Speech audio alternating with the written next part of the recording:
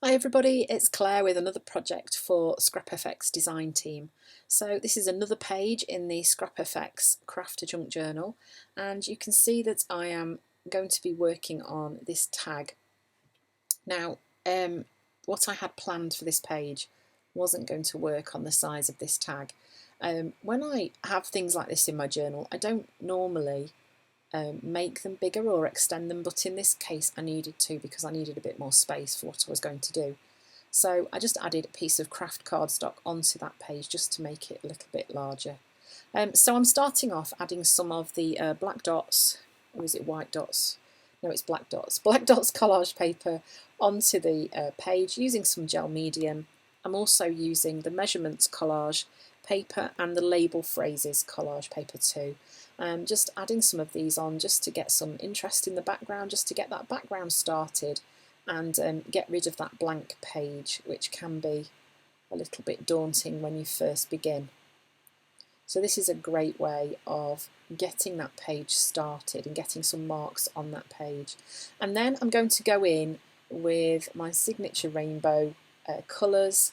So, excuse my arm, my paints are right over on the wall in front of where I work, and that's why I keep stretching across the camera, which isn't very good, is it? But, so I've started off with ruby and then tangerine, then lemon, lime, then I think I tend to use turquoise as my favourite next go-to rainbow colour in this sequence because I just like the way it works next to the lime colour. And then after that one I often use a pink, but this time I've gone with heather.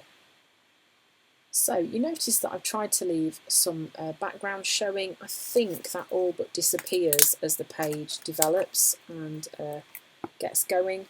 Yes, it ends up being almost completely covered over. No surprise there. So then I'm using a fluorescent pink from De La Rowney.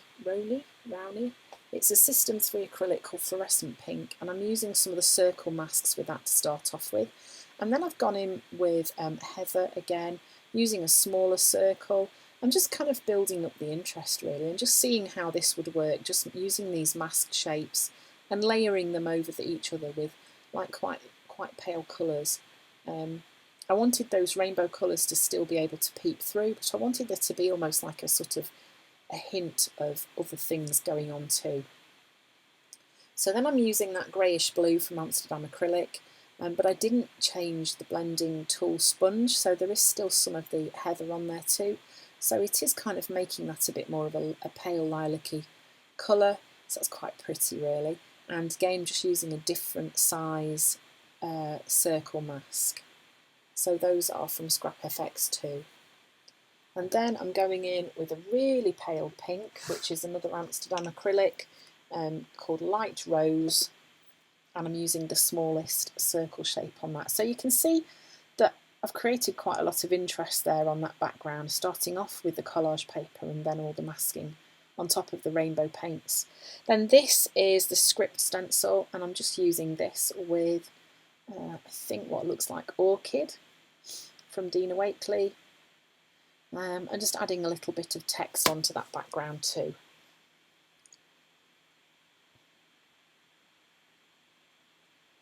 Okay, so I'm going to be using two of the chipboard elements. One is Home is where you hang your heart, and adding some black paint onto there. A much quicker way to get the paint on is to use a blending tool with a sponge. You get a much more even application of paint on there. It's a lot less faffy. That's something I shall try and remember to do. And I'm adding some paint onto both of these elements. The reason I'm doing that is I want them to stand out on the page. I've got all those colours and things going on that background, and I want those to be a contrast to what's going on there. And I am using black gesso for these just because it's what was at hand. But I also do quite like how matte this dries too.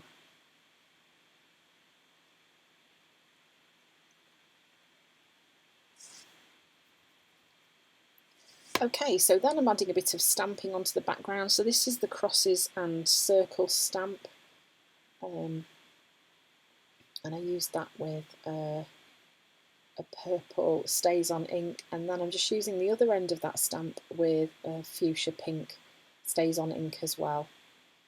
Okay, so next I am using the daisy stem stamp, and I'm stamping that on the left hand side of the page using some black archival ink. It's a really pretty stamp, isn't it?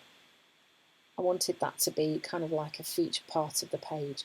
And then I just decided I had to outline some of those circles using the Signo Uniball, just to bring those forward a little bit, add a little bit more interest.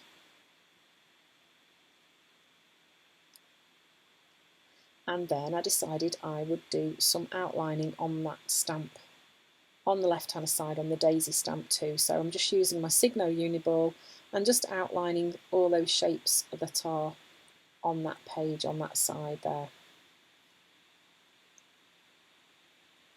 And what that's doing is that's just helping to pull that a bit more into the foreground, and bringing it a bit more to our attention. And it's also quite fun to do a little bit of doodling and outlining.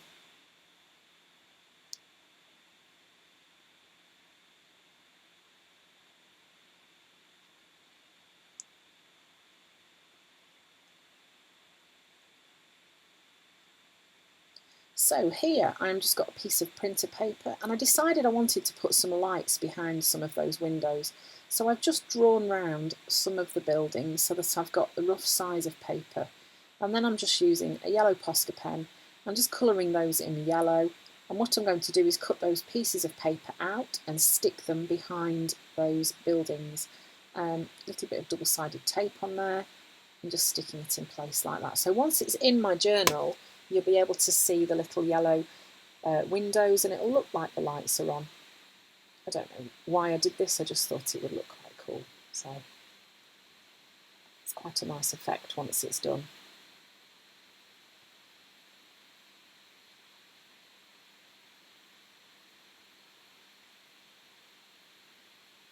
And then I decided the best way to put that chipboard element into my journal was to use the Tim Holtz Tiny Attacher and staple it in place. And what I often do when I do that is to then turn the page over and just make sure that the backs of the staples are laying flat on the page behind, because the last thing you want to do is catch yourself on one of those. Then I felt that the chipboard element, the home is where you hang your heart, was kind of disappearing on the background.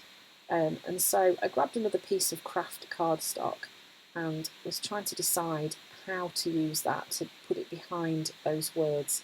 I also decided I wanted to colour the heart in pink as well, because there's kind of a bit of a feature of that. So I just kind of tore up some of the edges of that piece of cardstock just to make them a bit rougher, and added a little bit of that pale pink onto there too. And then you can see that that chipboard element gets less lost on that background. Works much better. So I stapled that onto there, and then used the double-sided tape to stick that into the journal. And that's it, that's the finished page. So there's been lots going on this page, lots of stamping, lots of stencils and collage papers and chipboard elements, so much. So I hope you've enjoyed this project for Scrap FX, and I hope to see you again soon.